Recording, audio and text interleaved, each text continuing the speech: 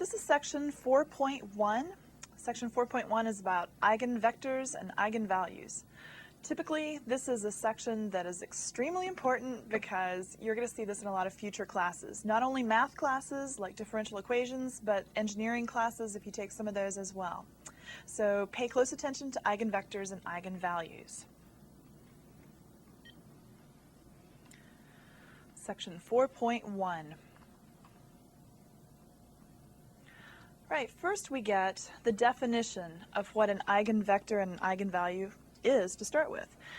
Let A be some square matrix, an n by n matrix. Let U be a non-zero, very important you see that non-zero right there, n by 1 vector. And lambda is just a constant. Okay, we just as easily could have called that Q or something.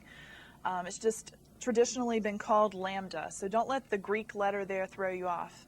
People find it confusing just because it's strange looking. Okay, if it makes you happy to put an L there, put an L there. So A is a matrix, U is a vector, lambda is a constant. If A times U is equal to lambda times U, now notice what that says. We have a whole matrix, A, which is an n by n matrix. We're going to multiply that n by n matrix times an n by 1 vector, U. Okay, now remember, with the sizes corresponding like that, I'm going to get an n by 1 vector as my answer. So A times U is a vector. Lambda times U, because lambda is a constant, is also going to be a vector. And what we're seeing is that we're going to get the same result if we multiply the whole matrix times U as if we just multiplied a little old constant times U. You can see how this is going to be a pretty important situation. If this is true, then lambda is called an eigenvalue for the matrix A, and U is called the eigenvector corresponding to lambda. Okay, so we'll typically start with the matrix A, then we'll find eigenvalues, then we'll find eigenvectors corresponding to lambda. Now we sometimes have to go out of order because maybe they give us A and maybe they give us U and we have to find lambda, but usually the problems will give us A, we find lambda, and then we find the eigenvector corresponding. We find the U. Okay, so lambda's eigenvalue, U would be called an eigenvector as long as that AU minus lambda U, equal to lambda U is true. All right, for example, here's one of the ones that they give us A, they give us U. They want us now to find lambda. Okay, so A is 3, 5, 1, negative 1 in a 2 by 2 matrix. And U is negative 10, negative 2, the vector. We want to find lambda that corresponds to the eigenvector U. Okay, well, if you remember, if it is an eigenvalue, and if U is an eigenvector, then AU is going to be equal to lambda U. So all I need to do is take the original matrix A, multiply it by U, and that's going to give me the same thing that lambda times the vector U would give me. Okay, so on the left-hand side, if we work that out, the first row, 3, 5, times the column, negative 10, negative 2, I get negative 40. And then the second row, the 1, negative 1, times the negative 10, negative 2, I get negative 8. So I have negative 48, that vector, is equal to lambda times negative 10, negative 2. Okay, just working across the top. Negative 40 is equal to lambda times negative 10, so lambda has to be 4. Now double check with the second entry, because it's possible that they've given us one that doesn't work. So let's make sure that negative 8 is equal to 4 times negative 2. Well, it is. So everything's fine. Lambda's 4, and we've solved for lambda. Okay, so do be careful that all of the entries do match up and that you get the same lambda every time with each row. Okay, there's a theorem next that says lambda is an eigenvalue for A if and only if, And remember, if and only if means one implies the other and the other implies the first. So I'll go over this in just a second a little bit more thoroughly. But it's kind of that double arrow, one implies the other. Okay. If and only if A minus lambda I is not invertible. Okay, A minus lambda I, that's the matrix A minus the constant times the identity matrix that corresponds. You want to use the same size identity matrix as A. So A minus lambda I is just a matrix. And what we're saying is that lambda is an eigenvalue if that matrix is not invertible. Recall, a matrix is not invertible if and only if, there it is again, its determinant is 0. So the determinant of A minus lambda I is going to be equal to 0 when lambda is an eigenvalue. And here's the if and only if part. One implies the other. And lambda is an eigenvalue when the determinant of A minus lambda I is equal to 0.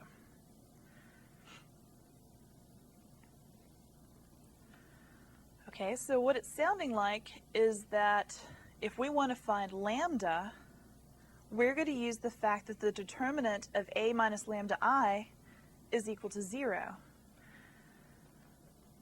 That's going to give us lambda. Okay, for example, let's say that A is 5, negative 1, 2, 2, and it says to find the eigenvalues lambda. So I might get more than one value for lambda. Okay, well, using the previous information there, we're going to set the determinant of A minus lambda I equal to 0. That was on the previous screen. Set the determinant of A minus lambda I equal to 0. Okay, so first I probably ought to work out what A minus lambda I is. Okay, if I do that, A minus lambda I, now lambda is just a constant, but I have to leave the symbol there. A was 5, negative 1, 2, 2. Minus lambda times, I want to use a 2 by 2 I matrix. So the 1, 0, 0, 1 is the I matrix right there. That's equal to 5 minus lambda in the first position, negative 1 in the first row, second column. In the second row, first column, I get a 2. And then in the second row, second column, I get 2 minus lambda. And you can kind of make the generalization that what's going to happen each time is that the main diagonal is going to have a minus lambda attached to each of the entries. Every other entry in the original A matrix is going to be unchanged. Okay, so I have the 5 minus lambda, negative 1, 2, 2 minus lambda. And what I'm going to try to do is set that determinant equal to 0. Okay, the determinant of that, if you remember how to do a determinant of a 2 by 2, it's going to be 5 minus lambda times the quantity 2 minus lambda, and then minus negative 2, which winds up being plus 2. Okay, now working out the first part there, I get 10 minus 5 lambda minus 2 lambda plus lambda squared plus 2 is equal to 0. Okay, my goal again was to solve for lambda. So I want to put that into a form where I can easily factor it. I'm used to seeing the lambda squared first, so that's what I chose to do, is just to move it in front. That gave me lambda squared minus 7 lambda plus 12. That's equal to 0. So lambda minus 3 and lambda minus 4 is what that factors into. That means lambda has to be 3 and 4. Okay, so I got 2 eigenvalue values in this problem. It's interesting that I started with a 2 by 2 and I got 2 values. Wonder what that means. Okay, in that example, lambda squared minus 7 lambda plus 12 is equal to 0. Remember that step? That's called the characteristic equation. The characteristic equation. P of lambda, which is equal to that polynomial. In fact, it's sometimes called polynomial, characteristic polynomial. That is a function of lambda.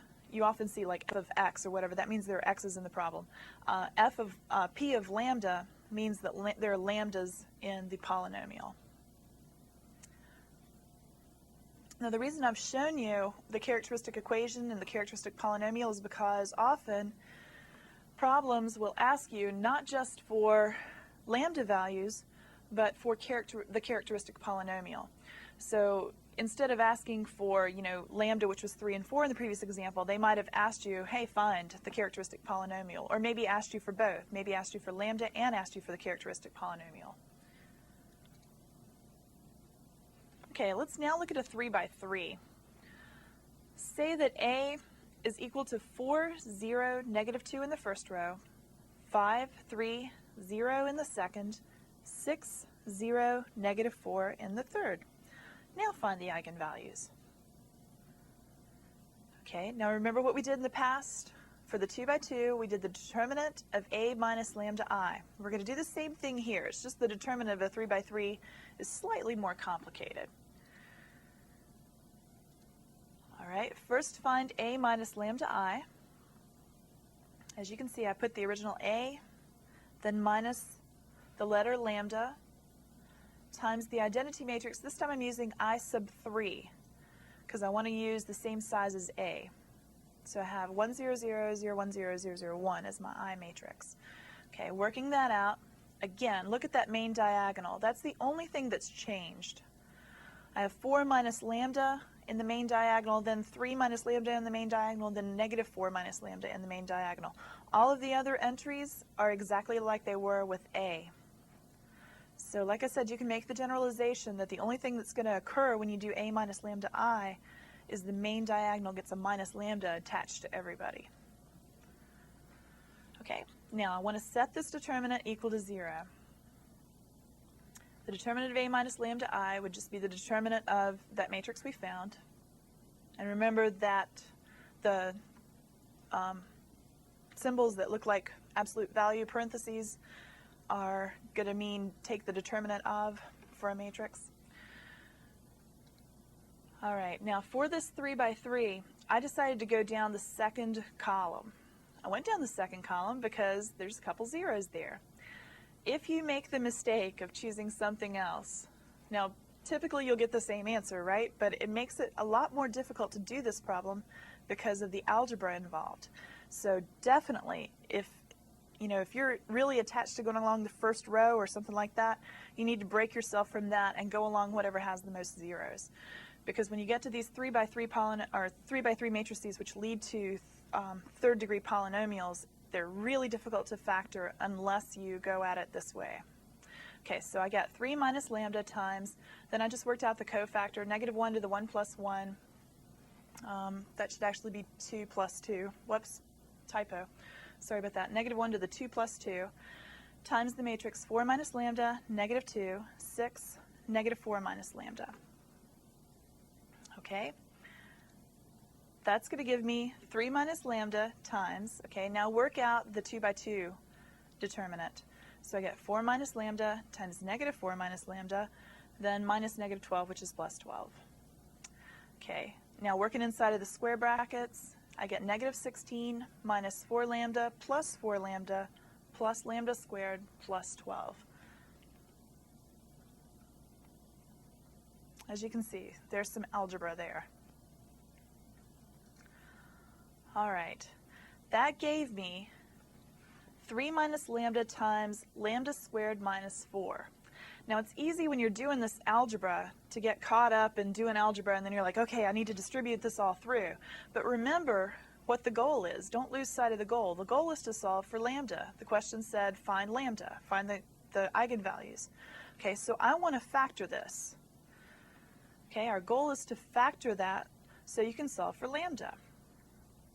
Okay, with that in mind, I want to factor lambda squared minus 4 into lambda minus 2, lambda plus 2. Once I do that, remember this was set equal to 0. I get the lambda values of 3, 2, and negative 2. Okay, so I got 3 lambda values for that 3 by 3 matrix.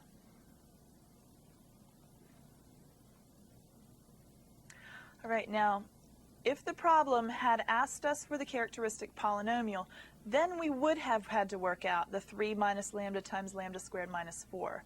But it didn't. It asked us for lambda. So we wanted to solve for lambda, so we had to factor the lambda squared minus 4. Okay, so keep in mind what your goal is. If your goal is to find characteristic polynomial, yes, work that out. If it's to find lambda, though, make sure you don't multiply that out, because you'll get yourself in trouble. All right, next theorem. You noticed when we did a 2 by 2, we got 2 values. When we did a 3 by 3, we got 3 values. This theorem says the maximum number of eigenvalues that I can have in an n by n matrix is n. Notice it says maximum. I could get less eigenvalues because if you remember, like when you factor things like perfect squares and so on, you get repeated solutions.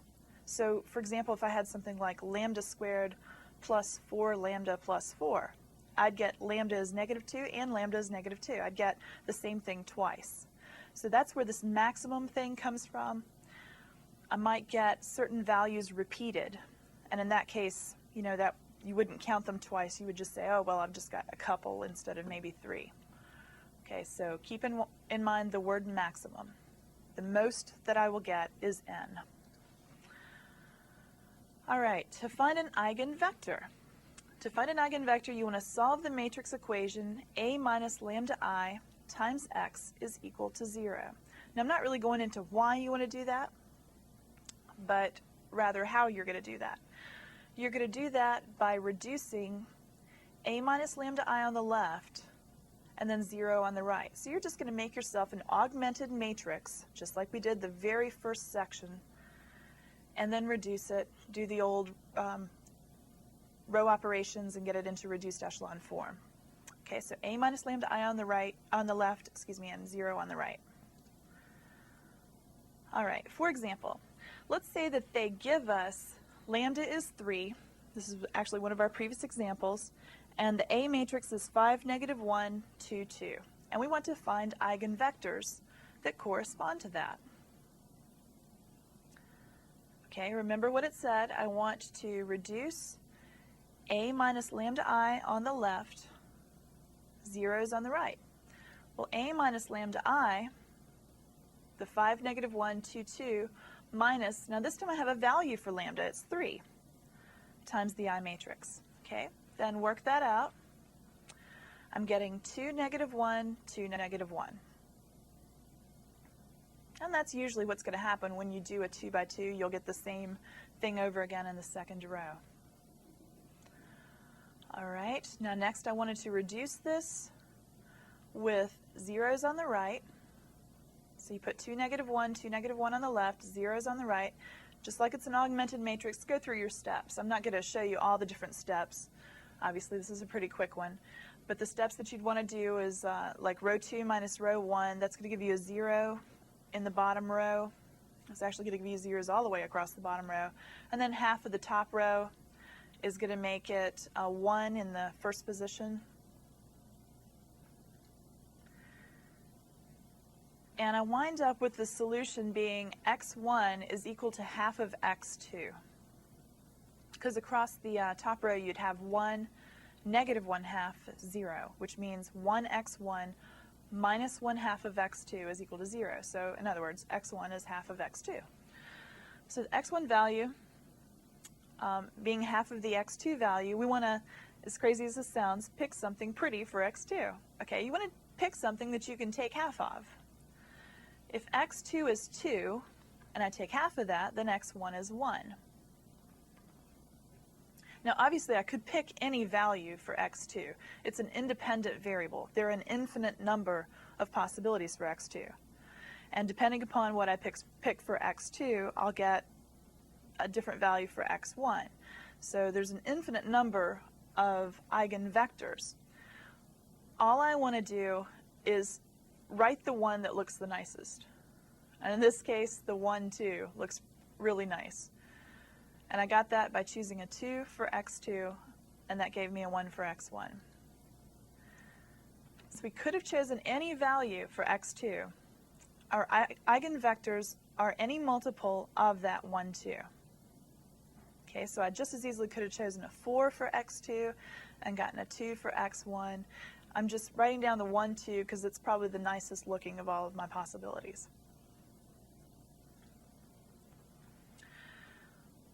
All right, there's a theorem that says for each eigenvalue lambda, there are infinitely many eigenvectors. In fact, they're all multiples of each other. As we saw in the last example, I just happened to write down the 1, 2 and say, well, it's any multiple of that because it looked the nicest. But there's any, I could have chosen any value for x2. So there were an infinite number of eigenvectors. That's always going to be true. Now remember, too, from the definition, the eigenvectors cannot be zero vectors. So I can't have the zero vector in there.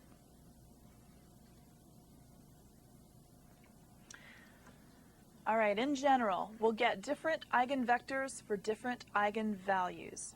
Had we used lambda is equal to 4 in the previous example, we would have gotten that x1 was equal to x2, so we would have gotten anything like 1, 1, 2, 2, 5, 5, negative 17, any multiple of 1, 1. Now again, the reason I write down 1, 1 is because it looks the nicest. It's easiest to see the multiples of that eigenvector. Okay, but there are an infinite number of eigenvectors for any eigenvalue. All right, that was section 4.1, eigenvectors and eigenvalues. As you saw, there are an infinite number of eigenvectors for each eigenvalue. The maximum number of eigenvalues that a particular matrix has is n, where the matrix is an n by n. Now that's the maximum, so keep in mind you could have less. And also keep in mind that the zero vector cannot be an eigenvector by definition, because remember that eigenvector is always going to be non-zero vectors only. Okay, do a lot of practice with this section. It's a very important section. A lot of questions come from this section on the final exam, of course, and like I said, you'll see it a lot in future classes. So good luck with this one.